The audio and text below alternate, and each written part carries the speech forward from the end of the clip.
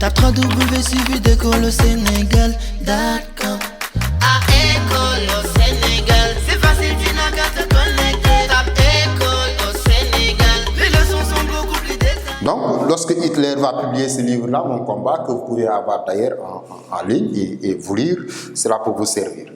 Ça veut dire quoi? Ça veut dire qu'après la Première Guerre mondiale, dans les résolutions, il avait prévu le désarmement de l'Allemagne. Ça veut dire que désarmer l'Allemagne. Parce que, puisque l'Allemagne était considérée comme étant l'ennemi commun, Hitler notamment, il fallait désarmer l'Allemagne, il fallait réduire le nombre de militaires de l'Allemagne.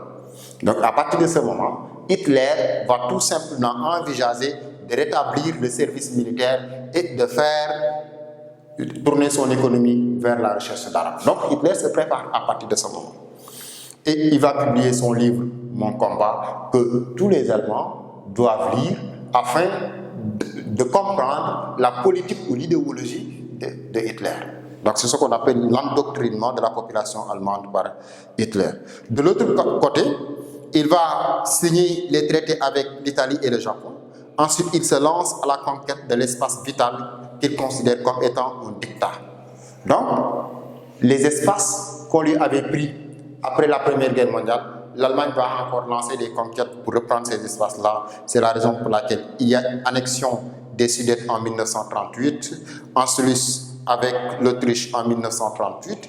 Enfin, après avoir signé un pacte secret avec la Russie, il a envahi la Pologne. Donc la Russie, qui était pourtant de l'autre côté, ne voulant pas entrer en guerre directe avec l'Allemagne, ont signé un pacte secret.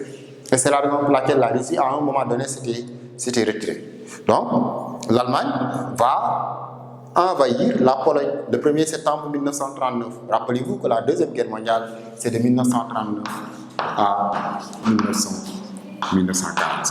Donc, les hostilités vont commencer en 1939. Après, le 3 septembre, l'Angleterre et la France se rangent du côté de la Pologne.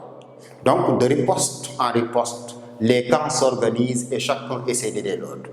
Du moment où l'Allemagne va attaquer la Pologne le 1er septembre 1939, l'Angleterre et la France vont appuyer la Pologne parce que la Pologne fait partie des collaborateurs de l'Angleterre et de la France.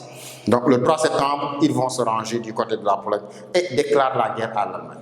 Donc, c'est l'Angleterre et la France qui vont déclarer la guerre à l'Allemagne parce qu'ils vont considérer que l'attaque de la Pologne est un message que l'Allemagne a lancé à l'Angleterre et à la France, car ce qu'ils visaient pour certains, c'était bien entendu la France et l'Allemagne. Donc, c'est ça qu'on appelle les causes de la Deuxième Guerre mondiale. Et de l'autre partie, nous allons essayer de voir les manifestations de la guerre. Donc, en B, les manifestations.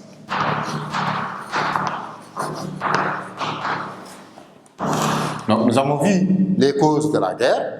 Maintenant, les manifestations, ça veut dire que comment la guerre s'est manifestée. Première partie de la manifestation. Les victoires de l'Axe. Les victoires de l'Axe. Allemagne,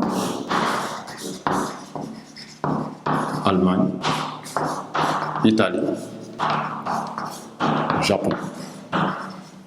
On les appelle également les puissances de l'Axe. Donc, il y avait deux camps, et il y avait les puissances de l'Axe, et il y avait également les puissances alliées, qu'on peut appeler la Grande Alliance.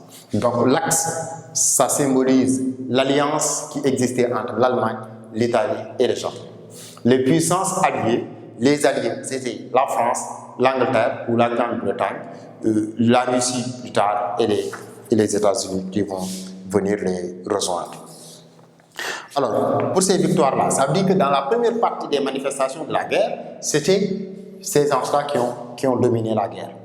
C'est comme un match de football, deux équipes s'affrontent et l'une des équipes domine le premier mi-temps. Et le deuxième mi-temps, la seconde équipe va prendre sa revanche, tout simplement. C'est comme ça que la Deuxième Guerre mondiale s'est déroulée. Donc, pour le reste, Hitler a envahi la Pologne en 10 jours. Donc, la Pologne est envahie en 10 jours. La Pologne est envahie en 10 jours. Et ensuite, il attaque le Danemark et Norvège. Danemark et Norvège.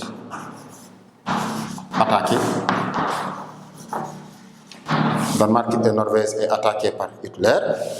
Également, il va en 6 août, là c'est 6 août, parce que Hitler, il avait l'habitude de tout calculer et de chronométrer tout, s'empare également de la Hollande, de la Belgique et du Luxembourg. Donc, Hollande, Belgique,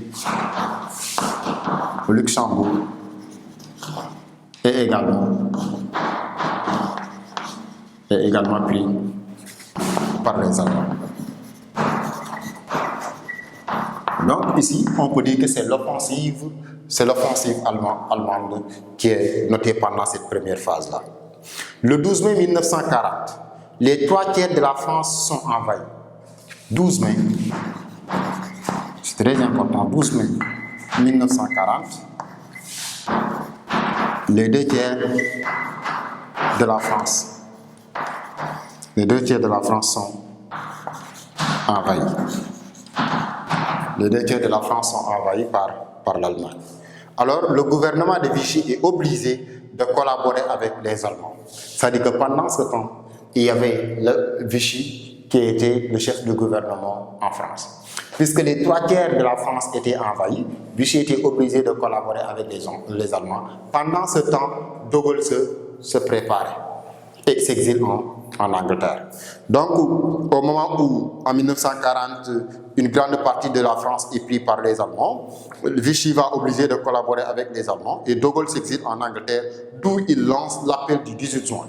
Donc, De Gaulle s'exile en Angleterre.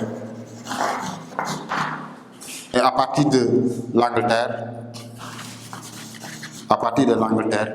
il lance l'appel du 18 juin. L'appel du 18 juin, c'est quoi? Ça dit que c'est à partir de l'Angleterre que De Gaulle va demander au peuple français et aux soldats français de venir à côté de lui. Voilà, donc je disais tout à l'heure que lorsque les 3/4 de la France sont pris par les 3/4 de la France, ici j'ai mis 2/3, je me suis trompé, c'est les 3/4 de la France qui étaient pris par l'Allemagne. À partir de ce moment, le gouvernement de Vichy est obligé de collaborer avec les Allemands, après que les 3/4 de la France est pris par les Allemands. Donc à partir de ce moment, De Gaulle s'exile en Angleterre. Et à partir de l'Angleterre, il va lancer ce qu'on appelle l'appel du 18 juin.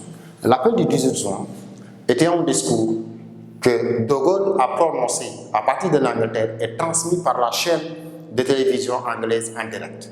Mais l'appel n'était pas bien suivi le jour-ci, l'appel est rediffusé. C'est à partir de ce moment que De Gaulle va organiser la riposte autour de lui et va préparer son retour en France. Hitler a attaqué la Hongrie, il va attaquer également la Bulgarie, il va attaquer aussi la Grèce. Donc Hongrie, Bulgarie et la Grèce que Hitler va attaquer. Maintenant, c'est ce qui a fait qu'on appelle ça Blitzkrieg ou guerre éclair. Ça veut dire que les choses sont très rapides, de manière à ce qu'on a appelé ça la guerre éclair, parce que l'offensive d'Hitler était une offensive très rapide. Regardez ce qu'il a fait entre 1939 et 1940. C'est ce qui fait qu'en allemand, on appelle ça Blitzkrieg, et en français, c'est ce qu'on appelle guerre éclair. Donc, si on vous demande d'expliquer la guerre éclair, par exemple, dans un exercice de commentaire de texte, on souligne l'expression guerre éclair et on vous demande d'expliquer cette expression guerre éclair, mais tout simplement que c'est l'offensive que Hitler avait lancée pour attaquer à partir de 1939 jusqu'en 1940. Hitler avait réussi par prendre une bonne partie de la France et a attaqué beaucoup de pays en Europe. En août 1940, les aviations anglaises et allemandes s'affrontent. Donc, affrontement 1940, affrontement entre aviation anglaise et allemande. Donc la guerre devient maintenant, à partir de ce moment-là, une guerre dans l'espace, où ce sont les avions qui vont s'affronter dans l'air. Pendant ce temps, les Italiens sont en Afrique. Ils vont occuper l'Égypte, mais seront refoulés de la Libye. Le 11 juin 1941, Hitler attaque et envahit la Russie. Donc, Hitler qui avait signé depuis 1938 un accord avec la Russie a violé l'accord. Parce que tout simplement, il avait signé un accord, ensuite il avait attaqué. Et à partir de là, il vient d'attaquer en 1941, notamment plus précisément le 11 juin 1941, Hitler va attaquer et envahir la Russie.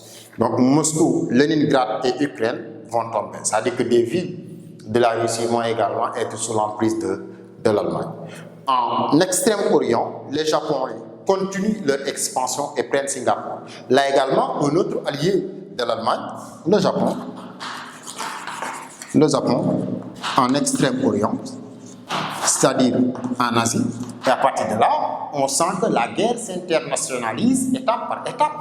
Parce que du moment où les Allemands sont en train d'attaquer en Égypte, l'Italie, autant pour moi, sont en train d'attaquer en Europe, l'Italie est présente en Afrique, le Japon est en train de faire également la même chose en Asie. Donc du coup, la guerre s'internationalise autour des puissances de l'Axe. Parce que la première partie de cette manifestation a été consacrée par les puissances de l'Axe, l'Allemagne, l'Italie et le Japon. Donc, le Japon en Extrême-Orient va prendre Singapour, la Malaisie, les Philippines, l'Indonésie, la Birmanie, Hong Kong, les îles Salomon, la Nouvelle-Guinée, l'Indonésie, qu'on appelle Papouasie-Nouvelle-Guinée, l'Indonésie, la Birmanie, Hong Kong, mais également d'autres qui sont pris par la force japonaise à partir de ce moment en Extrême-Orient, ou tout simplement en Asie. Mais également, l'Australie est menacée. Pendant cette période, donc l'Océanie également va prendre sa part pendant la Deuxième Guerre mondiale. Et en décembre 1941, il attaque la base militaire américaine de Pearl Harbor, occasionnant l'entrée en guerre des États-Unis aux côtés des Alliés. Donc là, les États-Unis vont faire leur entrée en guerre parce qu'en 1941, ils seront attaqués par la base militaire américaine va être attaquée par les Japonais. C'est là où les Américains maintenant vont se ranger à côté de ce qu'on appelle les puissances des alliés qu'on va voir dans la deuxième partie des manifestations. www.suividecolosénégal.com